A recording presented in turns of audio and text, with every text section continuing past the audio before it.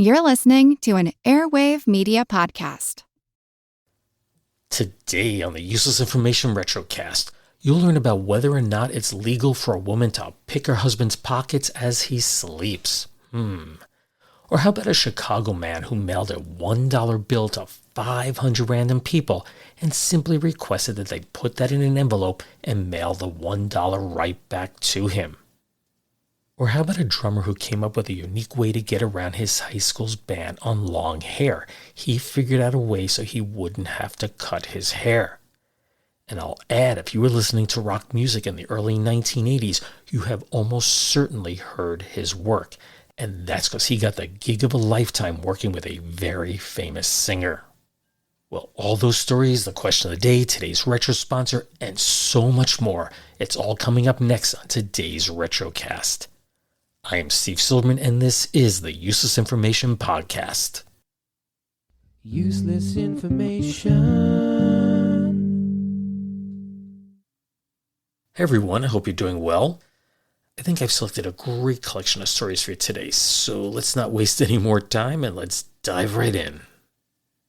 When my wife Mary Jane and I married 17 years ago, we were both in our mid-40s, and both of us were fairly well established in our lives by this point.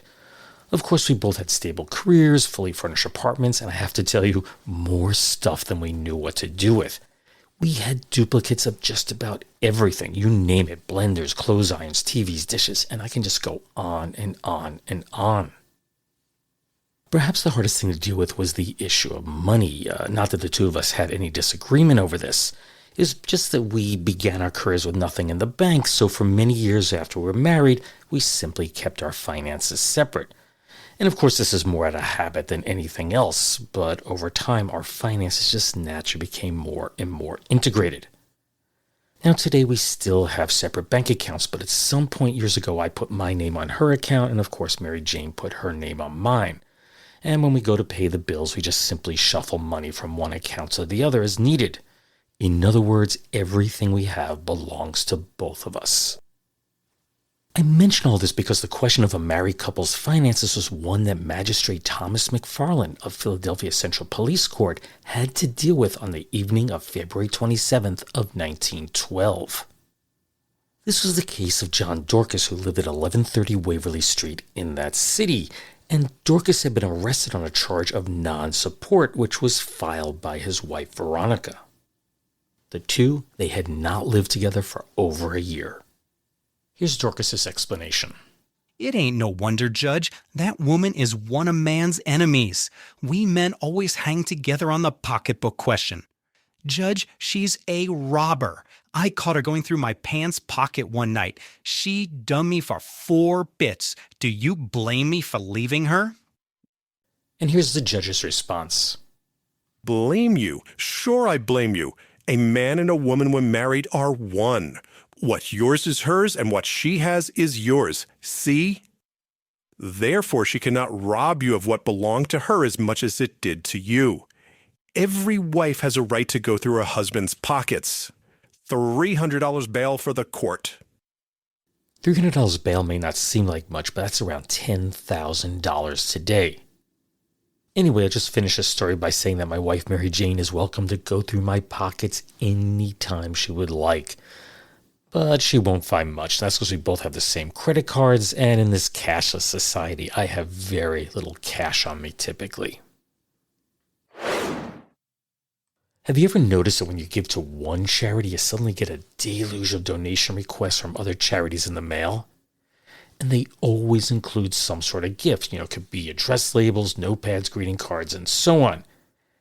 And I honestly don't know if there's a technical term for what they're doing. Now, I've been calling it guilt mail for many years, basically because I feel they're trying to guilt me into making a donation because they sent me a free gift.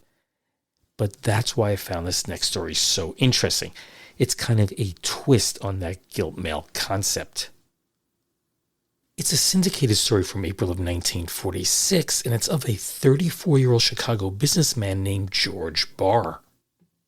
And he had done very well for himself, having been the founder of the George Barr Chemical Company. At the time the story was published, his company, which made shampoos and tonics, had sales exceeding $1 million. That's over $16.7 million today. Barr employed 150 workers in his plant, with 90% of them having some sort of disability, whether that be deafness, blindness, amputation, paralysis, and so on. So you may be asking yourself, why such an interest in these disabilities? And there's a really simple answer for this, and that was Barr himself was disabled. You see, shortly after he graduated from the University of Wisconsin in 1932, he lost his leg in an automobile accident. And I should also point out that he was incredibly generous with his money. But it's this unique approach to what I'm calling guilt mail that got him featured in newspapers all across the nation. What he did is that he randomly chose 500 people from the telephone book, and on March 11th of 1946, he mailed each one of those people a letter. And inside that envelope was a $1 bill, which is worth about $16.70 today, and he explained that this was his donation to the Illinois Association for the Crippled. All he asked of the recipients was that they mail the $1 back to him, and if they wanted to, they could enclose as much as they wanted to add to it to help the association. He wrote, I'm sending these dollars in the belief that everyone will come back and that each dollar will bring several more with it.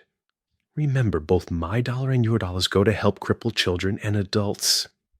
Have I made a good investment? Are people really kind or really heartless? So, did it work? Well, of the 500 letters that he sent out, 411 replied. Of those, 339 sent a letter back with additional funds ranging in value from 25 cents all the way up to a whopping $100. That's around $1,670 today. There were 72 who sent the dollar back with no additional donation, and in total, Barr received $2,069.50, which is around $34,500 today, and that doesn't include the dollar bills that he had included. Of course, Barr was incredibly satisfied with the results, and he planned to send the same letter to 500 more people. Did he ever do it? Well, in typical press fashion, there was no follow-up, but a story in the Chicago Tribune made it clear that he never stopped helping the handicapped. The article described how he's awarded a trophy for, quote, Best Performance of the Year on behalf of the physically handicapped, unquote, and that award was given out in Washington, D.C. It was there on August 18th of 1951 that he was presented the award by none other than United States President Harry S. Truman. His company grew to be one of the nation's largest producers of aerosol products, serving companies both big and small. And when I say big, I mean big. I'm talking about Procter & Gamble, Turtle Wax, Celine Curtis, and others. Barr sold his business to Pittsburgh Railways in April 1962 for $4 million. That's around $43 million today. That company was renamed Pitway in 1967 and later found its greatest success selling First Alert smoke alarms. Pitway was later sold to Honeywell for $2.2 billion in February of 2000. As for George Barr himself, he was 77 years old when he passed away in his Chicago home on November 11th of 1989. I have to say it's rare that I begin to read a story in an old newspaper and instantly recognize someone's name. Well, that's what happened to me when I came across a story several years ago that appeared in the Akron Beacon Journal on September 20th of 1970. It was the name Myron Grombacher that instantly stood out at the page at me. I mean, how many people can there be out there that are named Myron Grombacher? I can't imagine there are too many. The story told of 50 male students who attended the Austintown Fitch High School in Austintown, Ohio, and they were refused admittance because their hair was too long. Keep in mind, this is September of 1970. Basically, what had happened is that, over the summer they let their hair grow out, and then when school started up again in September, they weren't allowed back in. In fact, the only way they could get back into school was to have their hair cut, and 49 of the 50 did just that. Do you want to guess who didn't? That was 17-year-old Myron Grombacher. He had come up with a creative way to both keep his hair long and at the same time be allowed back into school. To understand how he was able to pull this off, let's listen in on a conversation that took place between Myron and Principal Merlin Velo one day in his office. Velo asked, "Is that a wig?" "Yes, sir, it is." "I wasn't sure." And with that, the questioning ended. Principal Velo later said, "Some people might consider it insubordination, but I don't. As long as he's not distracting other students, as far as I'm concerned, he's complying." Reporter Robert E. Hoyt questioned Myron as to how he felt about wearing this wig. "I hate it, but it's better than the alternatives, and if it makes them feel better, and apparently it does, it doesn't change me any more than long or short hair does. I'm still me." He was then asked why he had long hair. "I like it that way. I think it looks better. I play drums in a group, Hard Willow, on weekends, and I'd look at a place with short hair." He went on, "I don't know why adults are so hung up over long hair. To them it seems to say you're dirty, a dope freak, a communist, and I'm not any of those things. I don't think they should have a right to discriminate against us, against musicians, and deny us an education because of our hair." Myron pointed out the hypocrisy of the long hair ban that was being enforced in so many of the local schools. "They are nice to us when they want us to play for a gig or a prom, but the rest of the time it's like we had leprosy. Well, all the high schools that are throwing out musicians are going to have a tough time getting a group to play this year. If teachers were as well educated as they're supposed to be, they should realize that a lot of decent kids just prefer their hair long. Our group, for example, has played a lot of benefits. On the way to one for the kidney fund, we had an accident. We were pretty shook up, but we knew that they'd be in a tough spot if we didn't show up. We went right to the gig. I think I'm a pretty good citizen even with long hair." As I said, I recognized the name Myron Grombacher instantly. And that's because when I was in college in the early 1980s, his drumming was being played on nearly every rock and pop radio station everywhere. But maybe I should back up a bit. You see, after he left high school, and my understanding is he never graduated, that he left at the beginning of 12th grade, Myron moved on from local bands to even bigger and bigger gigs. His first big break was becoming the drummer for another Ohio native, Rick Derringer, who you may have read recently passed away. And Derringer is probably best remembered for just two songs these days, and that is Hang On Sloopy, which he first recorded with his band The McCoys, as well as his solo hit Rock and Roll Hoochie Coo. But then Myron got a request from a former member of Derringer's band that was a guitarist who had recently left the group to work with someone else. And the album that guitarist had just finished recording with an up-and-coming female singer, it had just exploded on the national charts, and Myron was asked to go on tour with them. And I'm not exactly sure how that all unfolded, but you get the idea. Anyway, that guitarist was Neil Giraldo, and the singer, she was none other than his future wife, Pat Benatar. And with that, Myron Grombacher became an integral part of the band, and he played drums on nearly all of Benatar's hit records. In fact, Myron can be seen in the second video that was ever played on MTV. And I think most people who were alive at that time know that the first video was Video Killed the Radio Star by the Buggles, but the second video, and it opens with Myron and his drums, that second video was Pat Benatar's You Better Run. And of course, that's an indication of just how popular she was at the time, and also the fact that MTV had very few videos. Now, from what I read, basically, Pat Benatar and her band, they had recorded a number of videos to send over to Europe for promotion, and MTV came looking for videos. And of course, they turned them all over, and who knows how many millions of records she sold because of that exposure. Well, I'll just sum this up by saying if you saw Myron today, his long hair is long gone. In fact, he's completely bald.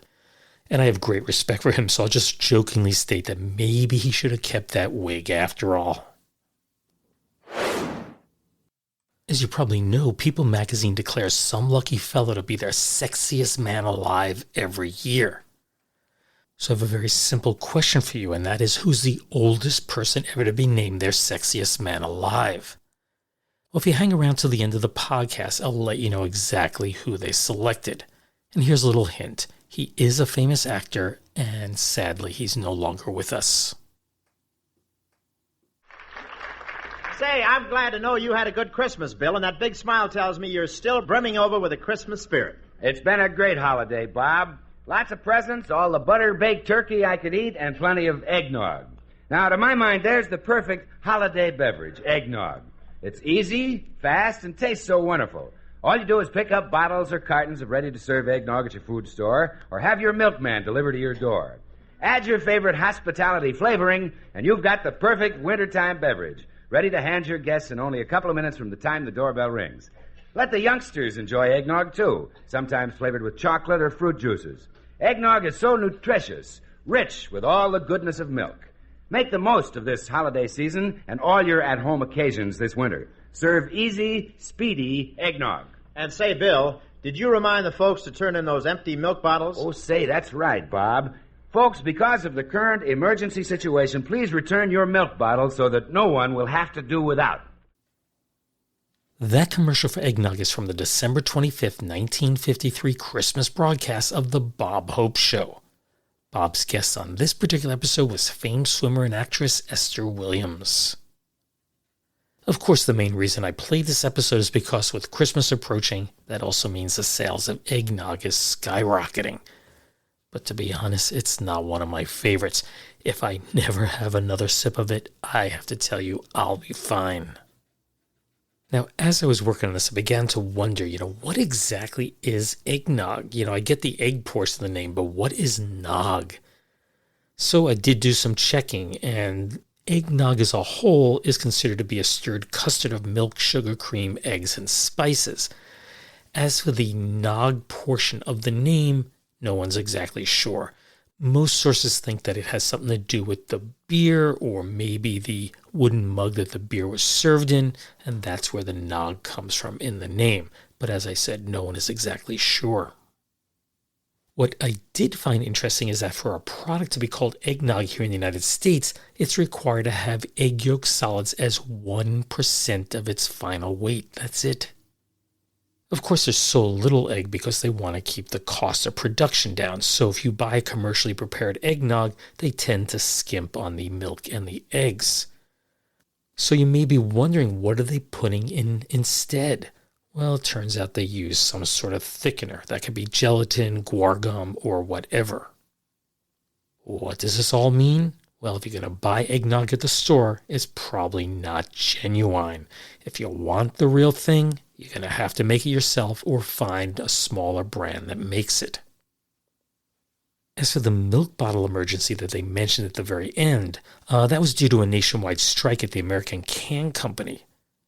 At the time, they were one of the dominant manufacturers of paperboard milk cartons, and of course, with them on strike, that led to a shortage of packing materials at the dairies across the country. So, as a result, local dairies had to go back to using glass bottles, but they had very few on hand. That's because they were phasing them out at the time. They were switching to the paper products. So, people had been accumulating these things at home, and they asked people to return the milk bottles, so that they could use them.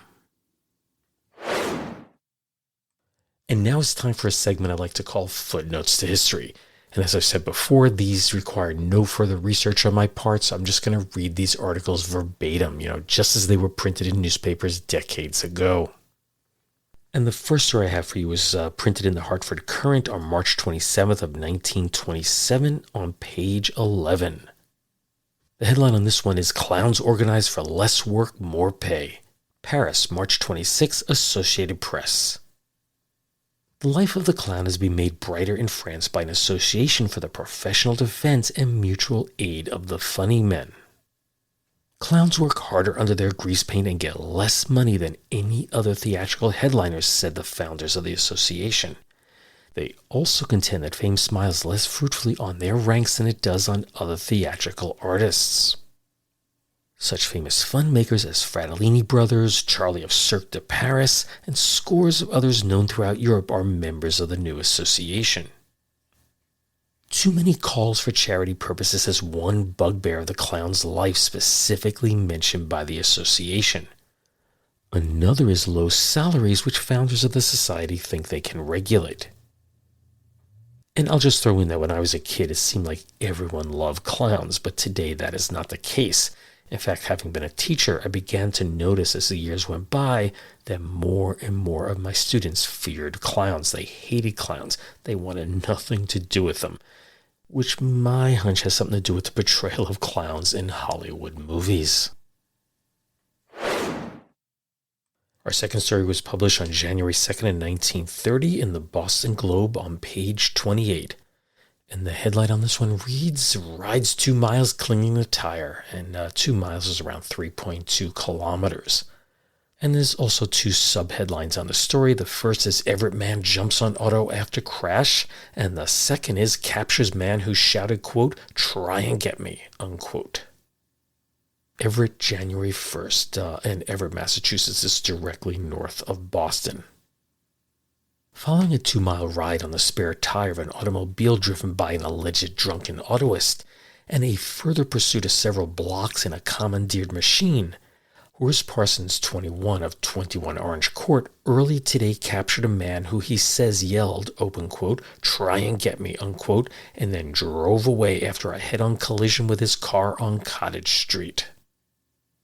Parsons' prisoner, who was later booked on a drunkenness charge at Everett Police Headquarters, was Malcolm McRae of 31 Oak Island Road, Revere.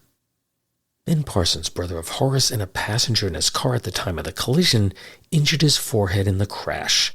The Parsons car was badly damaged. According to the story told police by Horace Parsons, he was driving along Cottage Street towards Everett Square when he was in a head-on collision with a sedan. He said he got out to inspect the damage. As he did so, he said the other driver yelled, "Try and get me," and speeded off. Parsons said he gave chase on foot and made a flying leap for the spare tire in the rear of the other car. He landed safely and clung for dear life until the car reached Beach Street, Revere, which is 2 miles from the scene of the crash.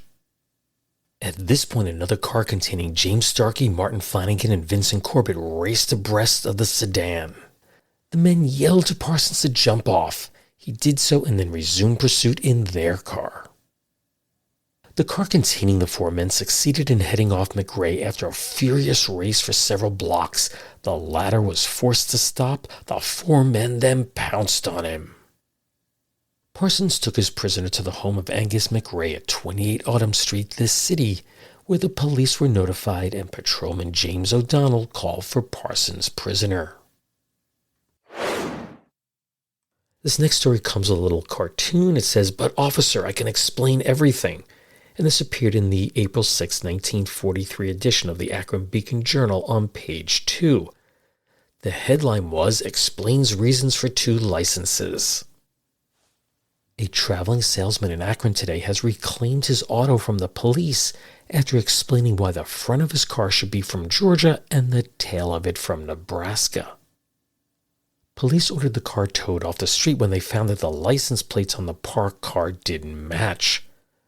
The salesman, who appeared at the traffic department shortly after, explained that only 1 plate is needed in Georgia and he had retained the Nebraska license on the rear as it matched his gasoline ration book and saved a good deal of red tape in obtaining fuel.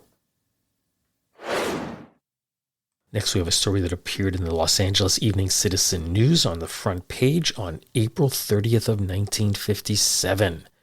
Driver blacks out, 60 pupils on bus saved. 2 police officers rescued 60 children aboard a moving school bus this morning when the driver suffered insulin shock and passed out. Officers Nelson L. Brownson and William Morgan were in a patrol wagon near Alameda and Macy Streets when the bus went through a stop sign and weaved from side to side.